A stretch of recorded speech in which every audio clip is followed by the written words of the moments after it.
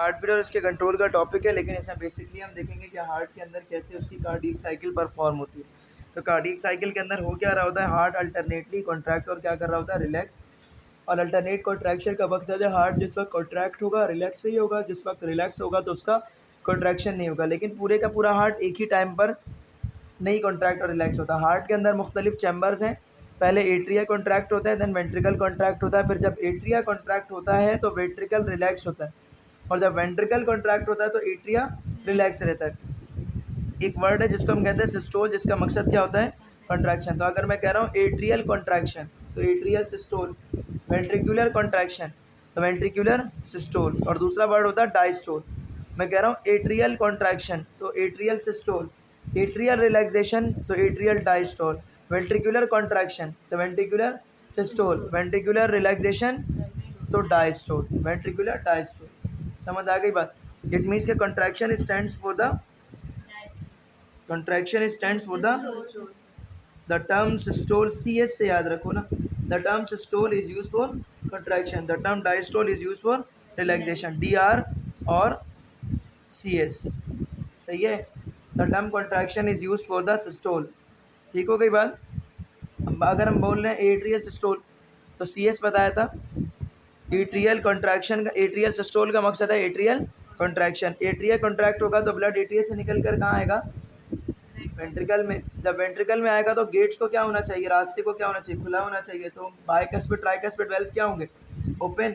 तो मतलब जब एट्रिया कॉन्ट्रैक्ट हो रहा होगा, एट्रिया कॉन्ट्रैक्ट हो रहा होगा, ब्लड इससे कहाँ जाएगा, नीचे। जब ब्लड नीचे जाएगा तो वेल्व्स क्या होंगे, ओपन होंगे। मतलब आपके पास atria is going to contract, atrial systole takes place, blood is coming into the ventricle from the atria. सही है। उसके बाद atrial systole is a contraction and the atrial myocardium. Atrial अब कल हमने पढ़ा था myocardium, endocardium, epicardium. Myocardium central layer को हम बोलते हैं जो कि किस पर कंसिस्ट होता है, मसल सेल्स पर कंसिस्ट होता है जो कि हार्ट के होते हैं।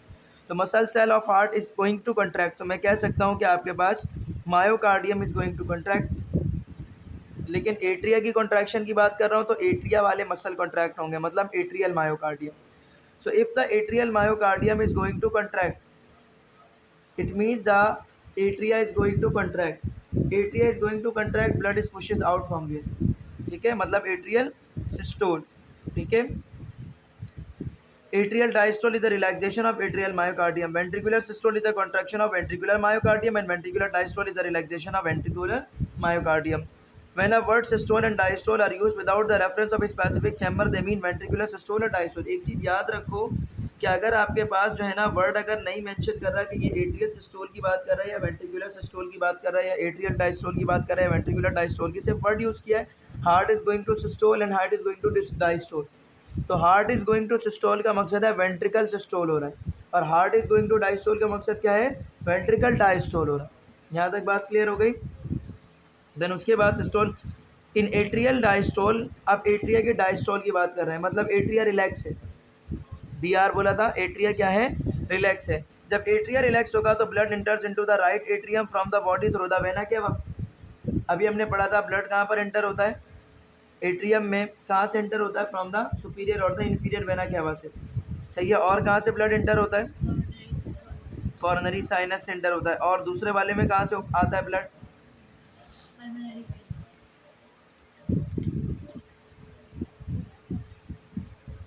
पल्मोनरी वेन से आता है और वेना केवा से आता है। ठीक है। जब एट्रिया का सिस्टम होगा तो blood inter from the right atrium. अब सिर्फ राइट एट्रियम की बात कर रहे हैं ना, तो राइट एट्रियम में ब्लड कहाँ से आता है, from the body through the superior और the inferior vena cava and from the heart as well as the coronary sinus. ठीक है। At the first the bicuspid and the tricuspid valves are closed. अब इन्होंने यहाँ पर पीछे word use नहीं किया कि आपके पास लेफ्ट एट्रियम से भी ब्लड, लेफ्ट एट्रियम में भी ब्लड आता है जो कि कहाँ से आता है, पल्मोनरी वेन से आता है। ये वाली बात यहाँ पर मैंने आपको बता दी। ठीक है। तो कौन से वेल्व क्लोज होंगे, ट्राइकस्पिड भी क्लोज होगा और बाइकस्पिड भी क्लोज होगा। But as the atria fills with blood, pressure in them rises. Eventually, it becomes greater than it is relaxed ventricle, and the valves are pushed open.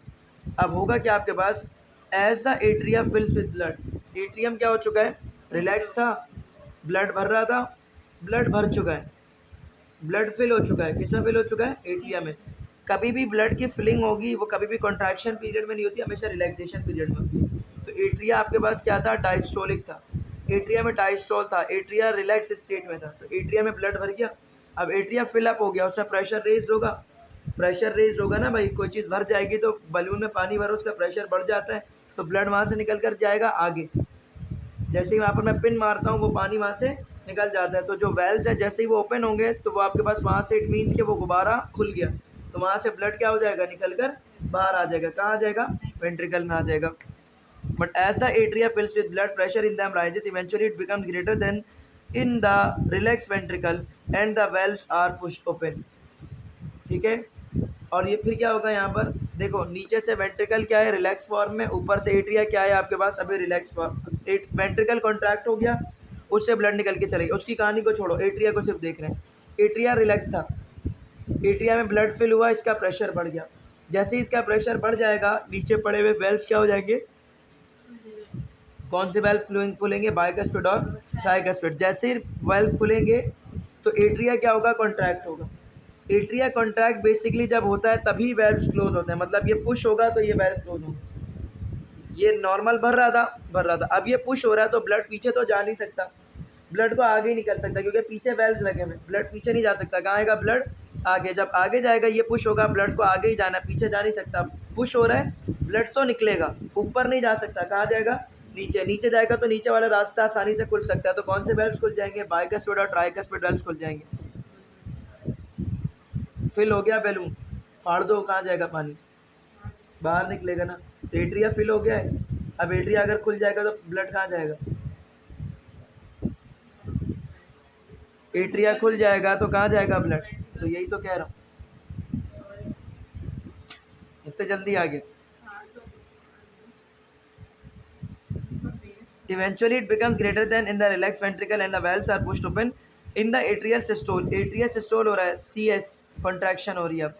अब जब atria का systole होगा, the two atria contract simultaneously and the blood is pushed through the atrioventricular valve into the still relaxed ventricle। at this place semilunar valve is closed, tricuspid and bicuspid valves are open।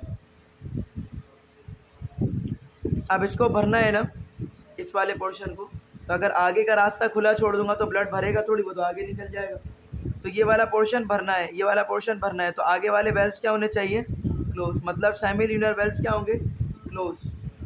ठीक है, और ये खुला रहेगा। अभी क्यों खुला रहेगा, ताकि सारा ब्लड एट्रिया से कहाँ जाए, वेंट्रिकल में। इट मीन जब बाइकस्पिड ट्राइकस्पिड वेल्व्स ओपन होते हैं तो आपके पास सेमिल्यूनर वेल्व्स क्या होता है, क्लोज हो चुका होता है।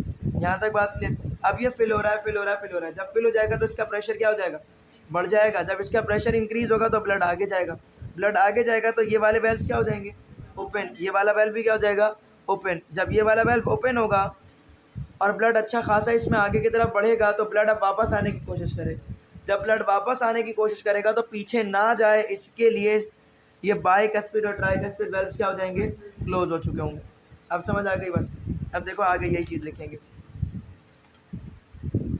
वेंट्रिकल का सिस्टोल हो रहा है, मतलब वेंट्रिकल का सिस्टोल का मकसद क्या है, रिलैक्स हो रहा है या फिर कॉन्ट्रैक्शन। वेंट्रिकल का अगर सिस्टोल हो रहा है तो मतलब वेंट्रिकल क्या होंगे, contract. Immediately in a ventricle contract when this occurs the presence in a ventricle, the pressure in a ventricle rises and closes the atrioventricular valve। यही कहा था, preventing the blood from the returning the atria। this pressure forces open semilunar valves of the aorta and pulmonary artery and blood enter these vessels। in this space the tricuspid and bicuspid valves are closed। यही होता है। इन अ ventricular diastole, जब ventricle diastole हो रहा है मतलब दोबारा relax state में आ रहा है। ये देखो दोबारा से रिलैक्स स्टेट में आ गया। अब यहाँ पर आपके पास बताएंगे delay. Basically in a ventricular diastole the high pressure develops in a aorta and a pulmonary artery. High pressure किस में होता है, एओर्टा और पल्मोनरी आर्टरी में। एओर्टा और पल्मोनरी आर्टरी का काम क्या है, एओर्टा और पल्मोनरी आर्टरी का काम है ब्लड को आगे लेके चले जाना। तो जब हार्ट से लेके आगे बॉडी के पार्ट्स में चले जाना या तो लंग्स में चले जाना। जब वेंट्रिकल डायस्टोल होता है, डायस्टोल का मकसद रिलैक्स होता है। The high pressure develops in a aorta. Pressure ज़्यादा किस में होता है, एओर्टा में। देखो इसने अपना तो ब्लड दे दिया उठाकर, किसको, एओर्टा को दे दिया और पल्मोनरी वेन को, एओर्टा को दे दिया और पल्मोनरी वेन को दे दिया, सॉरी एओर्टा को दे दिया और पल्मोनरी आर्टरी को दे दिया। जब एओर्टा और पल्मोनरी आर्टरी में ब्लड जा चुका होता है तो सेमील्यूनर वेल्व्स क्या हो चुके होते हैं, क्लोज, तो पीछे ब्लड आ नहीं रहा, तो मतलब वेंट्रिकल किस स्टेट में जा चुका होता है, रिलैक्स स्टेट में, क्योंकि वो तो कॉन्ट्रैक्ट हुआ तो ब्लड निकल गया, अब रिलैक्स फॉर्म में जाएगा ना भाई. Towards the ventricle, semilunar valves of the aorta and pulmonary artery has backflow in the heart is prevented in this way bicuspid valves.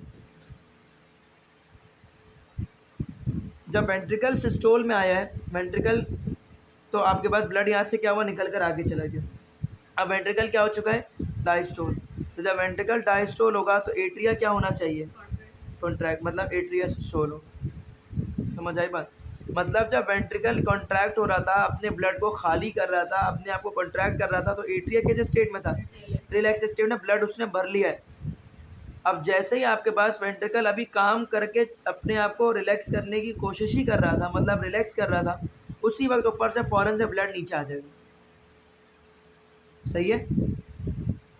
ऊपर वाला बोलेगा मैं बस रेस्ट करूँगा, बस काम करो, एक झटका रेस्ट करो, बस काम करके वापस आओगे ना, बस वही रेस्ट, दोबारा काम शुरू करना. मतलब एक बंदे को हमने बोला कि जाओ ये लेकर वहाँ जाओ, वो जैसे ही लेके गया, काम ख़त्म हुआ, अब वापस आ रहा है क्या, रेस्ट करेगा, तो अब उसको क्या है, वो जैसे ही वापस आएगा, वो जो उसका वापस आना है, यही इसका रेस्टिंग स्टेट. जैसे ही यहाँ पहुँचेगा दोबारा उसके हाथ में मैं कुछ थमा दूँगा, वो फिर लेकर के जाएगा, वापस जब आएगा तो वही इसका रेस्टिंग फेज है. तो वापस आ रहा है सामान, मतलब सामान जब तक हाथ में है वर्किंग पीरियड है, सामान हाथ से गया रेस्टिंग फेज है, फिर वापस आया, मैंने उसको काम हाथ में फ़ौरन दे दिया, रेस्ट करने और मजीद नहीं दिया, क्योंकि रेस्टिंग क्या है, लेटना बैठना है ही नहीं, बस खड़े रहो जब तक हाथ में सामान नहीं है, रेस्ट. जब सामान हाथ में, तो ये क्या है, वर्किंग पीरियड, कॉन्ट्रैक्टिंग पीरियड है. सही है. अब डिले की बात करेंगे यहाँ पर. Backflow in this phase bicuspid valves and tricuspid aortic semilunar valves, aorta और सेमिल्यूनर वेल्व्स हमने पढ़ा हुआ है कि एओर्टा और पल्मोनरी आर्टरी के अंदर क्या मौजूद होता है, सेमिल्यूनर वेल्व्स मौजूद होता है. एओर्टिक सेमिल्यूनर वेल्व्स मतलब एओर्टा के अंदर जो सेमिल्यूनर वेल्व्स मौजूद है. एओर्टा में ब्लड कहाँ से आता है, लेफ्ट वेंट्रिकल से ऑक्सीजनेटेड ब्लड आता है. सही है. जब aortic semilunar valves and the pulmonary semilunar valves are closed, the normal cycle is 0.7 to 0.8 second depending on the capability of cardiac muscle to contract. ये कॉन्ट्रैक्शन का टाइम पीरियड तकरीबन कितना लगता है, 0.7 से 0.8 सेकेंड लगता है इसको बंद होने में. The normal cardiac cycle is of 0.7 to 0.8 second depending on a sorry ये इसके साथ मिक्स कर दिया. नॉर्मल कार्डिक साइकिल आपके पास क्या है, 0.7 से 0.8 सेकेंड आपके पास क्या है, उसमें फ़र्क होता है. The normal cardiac cycle is 0.7 to 0.8 second depending on the capability of the cardiac muscle to contract. एक दफ़ा एट्रिया का कॉन्ट्रैक्ट होना, रिलैक्स होना, वेंट्रिकल का कॉन्ट्रैक्ट होना, रिलैक्स होना और ब्लड को आगे भेज देना. ये पूरा atrial contraction relaxation, ventricle contraction relaxation तकरीबन कितना टाइम लेती है, 0.7 से 0.8 second depending upon the capability of the cardiac muscle. Cardiac muscle कितना अच्छा है, यंग का होगा तो एग्जैक्ट होगा, नहीं तो डिले हो जाएगा. द हार्ट मसल रेस्ट 0.1 से 0.3 second between the beats. Heart muscle आपके पास क्या होता है, कितने सेकेंड्स के लिए रिलैक्स स्टेट में जाता है, हार्ट मसल रेस्ट 0.1 से 0.3 second between the beats. Rest का मकसद क्या बताया मैंने, मतलब अभी बस जब ब्लड भरना इसमें शुरू हो जाएगा, बस वही इसका रेस्टिंग फेज है. मतलब बंदे के हाथ में सामान जब तक दे रहा हूँ, ये रेस्टिंग फेज है. सामान उसके हाथ में फुल हो गया, वो अपने आप को खाली कर देगा, ये कॉन्ट्रैक्शन पीरियड, ये वर्किंग पीरियड. फिर हाथ उठा के रखेगा, उसके मैं सामान भरता रहूँगा, ये उसका रेस्टिंग फेज. जैसे ही सामान भर जाएगा वो उसको गिरा देगा, वो क्या हो जाएगा, उसका वर्किंग पीरियड मतलब कॉन्ट्रैक्टिंग पीरियड. जैसे फॉर एग्जाम्पल एक बंदे के हाथ में मैं ग्रैप्स दे रहा हूँ, वो ग्रैप्स जब तक फिल हो रहे हैं, ये उसका क्या आपके पास रेस्टिंग फेज है. जैसे ही उसके हाथ में ग्रैप्स फिल हो गए, उसने हाथ को दबा दिया, ये कॉन्ट्रैक्शन पीरियड है. इस ग्रैप्स का जूस निकल के गया, मतलब ब्लड यहाँ से निकल के चला. सही है. दोबारा से हाथ उसके ओपन हो गए, ग्रैप्स भरना शुरू कर दिया, ये रेस्टिंग स्टेट. सही है. डिले का वर्ड, डिले नहीं समझा है यहाँ पर इन्होंने, चलो खैर हो गए. ठीक है. अब उसके बाद कंडक्टिंग सिस्टम ऑफ हार्ट का टॉपिक तुम्हारा है नहीं,